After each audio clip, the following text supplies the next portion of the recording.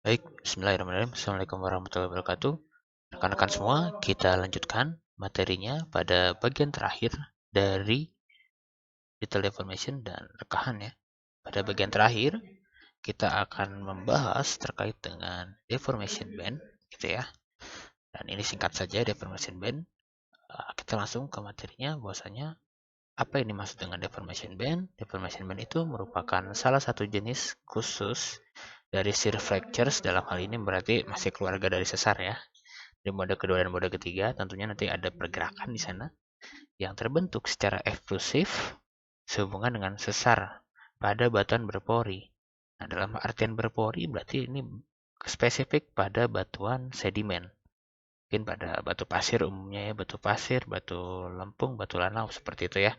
Atau batu gamping plastik seperti itu ya. Jadi kita berbicara batuan yang memiliki pori atau sifat material yang poroelastis begitu ya. Nah, tentunya deformation band ini memiliki pergerakan yang relatif pendek begitu ya, nggak terlalu jauh, tidak terlalu jauh, mungkin sekitar sentimeter, ukuran 1 sampai 10 cm atau bahkan hanya beberapa mili saja. Itu untuk pergeserannya ya, untuk heave dengan throw-nya. Tetapi apabila kita melihat pelamparannya itu sangat jauh sekali, bisa sampai bisa sampai puluhan meter ya. Jadi kita bisa membandingkan perbandingan antara offsetnya dengan panjangnya ya atau dengan cakupan zonanya itu sangat jauh sekali perbandingannya. Nah, itu kita sebut sebagai deformation band. Tentunya kenapa kita perlu mempelajari deformation band? Pertama, ini merupakan salah satu struktur geologi tentunya terbentuk pada sekunder, pada apa namanya? Pada terbentuk setelah batuan itu terbentuk. Dan yang kedua, ini sangat berpengaruh terhadap kemunculan sumber daya alam ya. Salah satu yang berpengaruh tentunya deformation band ini berpotensi mempengaruhi permeabilitas dari suatu batuan yang nantinya akan berhubungan dengan reservoir minyak dan gas ataupun dengan kehadiran air ya seperti itu. Karena ini terjadi pada batuan yang bersifat poroelastik. Nah, deformation band sendiri dapat diklasifikasikan, kita bisa membagi klasifikasi berdasarkan aspek kinematik dan berdasarkan aspek dari mekanik. Jadi yang teman-teman lihat di gambar di depan ini merupakan pembagian dari aspek kinematik. Kita bisa melihat bahwasanya di sini ada contoh model simple shear ya. Nah, ketika suatu batuan bersifat poroelastik, dia mengalami rotasi begitu ya, ada pergeseran di sini.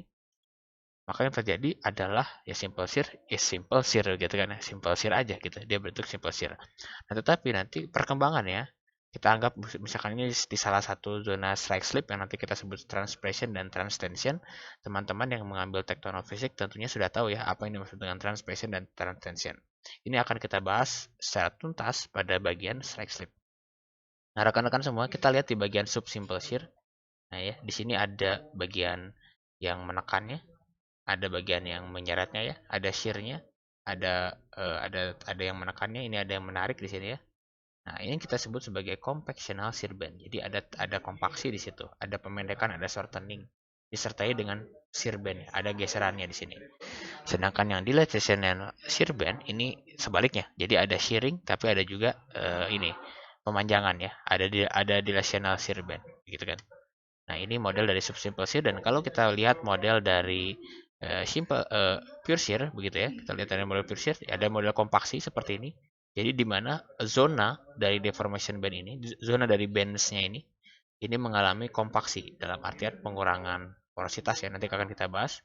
Dan yang dilasi sebaliknya, dia pasti akan memperkaya porositas atau menambah volume di situ ya. Nah, ini model berdasarkan kinematik. Ketika kita kinematik tentunya kita berbicara berdasarkan pergerakannya teman-teman tentunya ya. Terkait dengan pergerakannya dan perubahannya. Nah, lalu ada aspek mekanis yang kita bagi ke dalam sebenarnya ada 4 ya, tapi kita bicara 3 saja lah yang penting yaitu ada disaggregation, ada pilosilikat dan ada kataklastik di situ ya. Kataklastik sudah sempat kita bahas di awal sedikit begitu ya. Nah, ini kataklastik itu juga termasuk bagian dari deformation band. Karena ada perubahan pada salah satu band saja. Ini kan band di sini ya. Kita sebut sebagai band gitu kan atau lapisan atau apalah gitu ya. Atau suatu zona tertentu. Baik, kita bahas dari awal Nah, kita sudah tahu simple shear semuanya ini berarti non koaksial, dia mengalami rotasi di sana, jadi ada perubahan orientasi.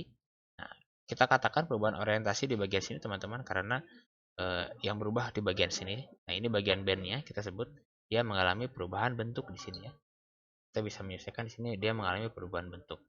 Dan tentunya kalau misalkan simple shear saja, dia sebenarnya tidak merubah suatu porositas tertentu, begitu ya. Atau kita pun merubah tapi tidak terlalu signifikan, begitu ya.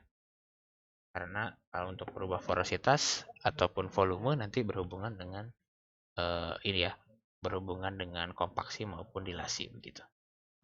Nah, kita masuk ke bagian selanjutnya. Ini bagian kompaksi. Jadi kompaksi band ini dikaitkan dengan adanya pemadatan. Kita katakan kompaksi berarti itu adalah istilah dari strain. Jadi istilah sesuatu yang mengalami shortening atau pemendekan. Artiannya dia mengalami pengurangan volume di situ. Teman-teman bisa lihat di situ ada markernya. Akhirnya dia mengalami mengalami perapatan di sini. Jadi dia kehilangan porositas di sini ya.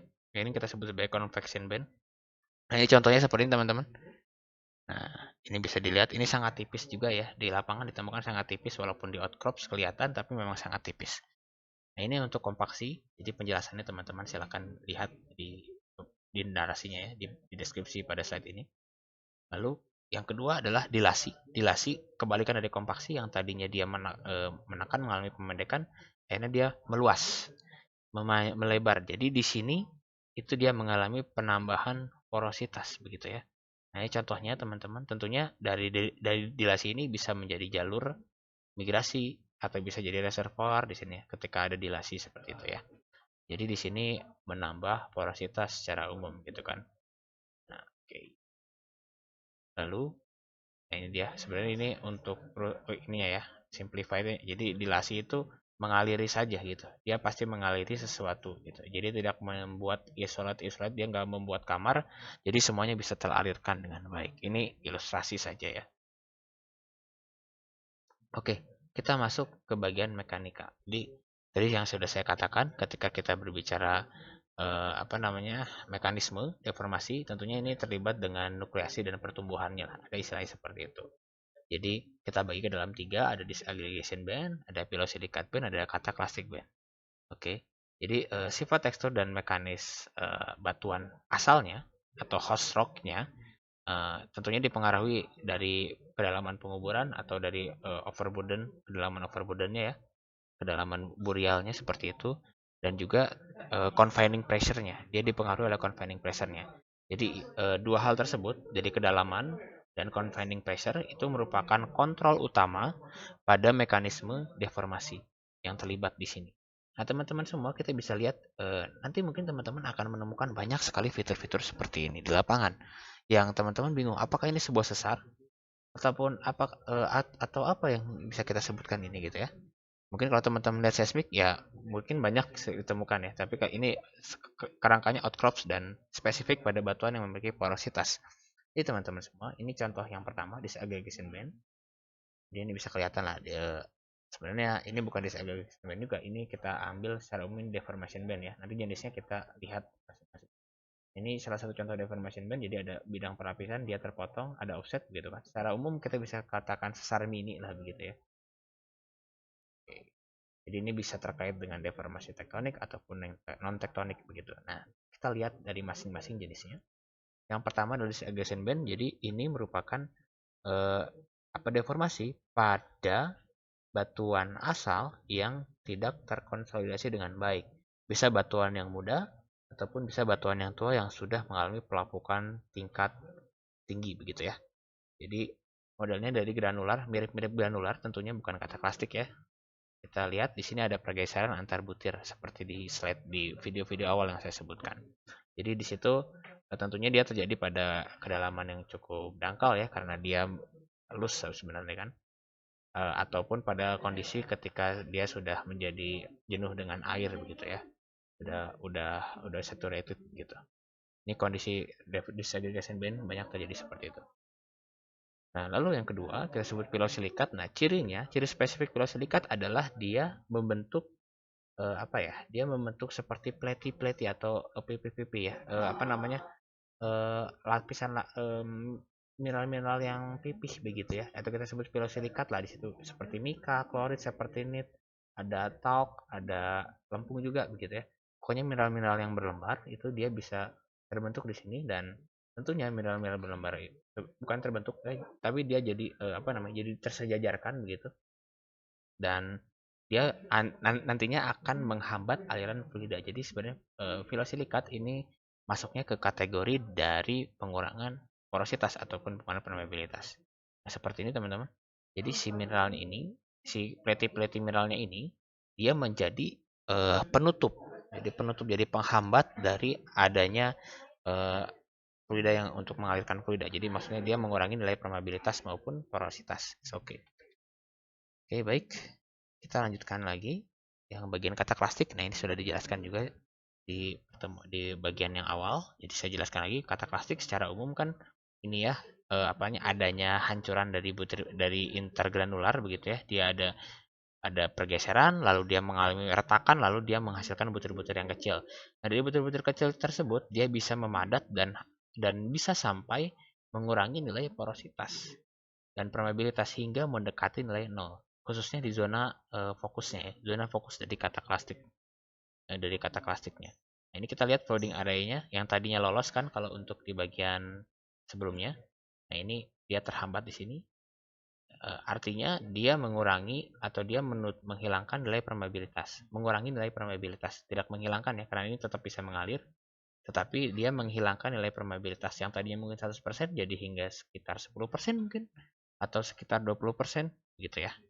Itu yang kita sebut sebagai kata klasik begitu. Penjelasannya cukup banyak teman-teman, jadi saya tidak akan jelaskan banyak, silakan teman-teman dibaca saja penjelasan dari kata klasik deformation band, karena kata klasik itu ada segmen tersendiri sebenarnya. Nanti kita pun akan urai lagi itu ketika kita membahas tentang mekanisme deformasi mikro tentunya, dan juga nanti kita bahas tentang sesar sedikit, mungkin akan saya angkat lagi kata klasik. Nah, ini untuk cementasi dan dissolution ini sebenarnya ketika ada pressure solution di sana ya. Jadi mungkin bisa terjadi pada beberapa kondisi, mungkin kondisi di batuan-batuan spesifik di batu gamping seperti itu, ataupun batuan-batuan yang mudah terlarutkan dan jadi tersementasi kembali. Ini adalah sebenarnya apa namanya, case khusus begitu kan. Dan mungkin saja terjadi. Jadi mungkin hanya terjadi pada skala minor ya, tetapi mungkin ada juga beberapa yang memang skalanya besar. Oke, kita masuk ke contoh-contoh dari deformation band. Ini contoh dari kata klasik teman-teman semua. Secara umum kita lihat tabular-tabular di sini. Ini bukan tabular biasa ya, ini merupakan bagian kata klasik begitu. Nah, kita lihat juga di sini. Ini bagian-bagian yang memotong dari beddingnya. Itu yang kita sebut sebagai kata klasik juga begitu ya. Ini unik juga kan. Ada model-model seperti ini. Ini juga sama. Ini cross cutting kata klasik deformation band. Ada alien sandstone. Ini yang kita sebut kata klasik. Jadi teman-teman jangan langsung define ini sebuah sesar ya. Oke, kita bisa mengukur apa namanya? Mengukur pergerakannya, tetapi mungkin ini masih masuk ke kata klasik. Nanti kita akan olah lagi secara spesifik untuk kata klasik. Oke. Nah, ini sorry untuk cementation deformation band ini juga sama ya. Dia menghambat juga. Modelnya sama kayak kata klasik. Kalau kata klasik itu kan memperkecil ukuran butir. Kalau ini menglarutkan tuh, menjadi makin kecil banget, tetapi nanti akan tersementasi kembali begitu. Oke, baik, saya cukupkan penjelasannya. Mudah-mudahan teman-teman bisa pahami. Jadi ini adalah summary-nya dan akhir dari penjelasan video pembelajaran tentang rekahan dan brittle deformation. Apabila ada kesalahan, mohon dimaafkan. Jadi saya sangat terbuka untuk dikoreksi ya. Jadi teman-teman silakan mengkoreksi saya apabila ada statement yang saya kurang tepat, dan mungkin saya akan ganti atau disesuaikan. Apabila rekan-rekan ada pertanyaan, silakan ditanyakan di kelas ataupun bisa ditanyakan pada kolom komentar di bawah. Oke, baik. Terima kasih. Saya tutup. Assalamualaikum warahmatullahi wabarakatuh.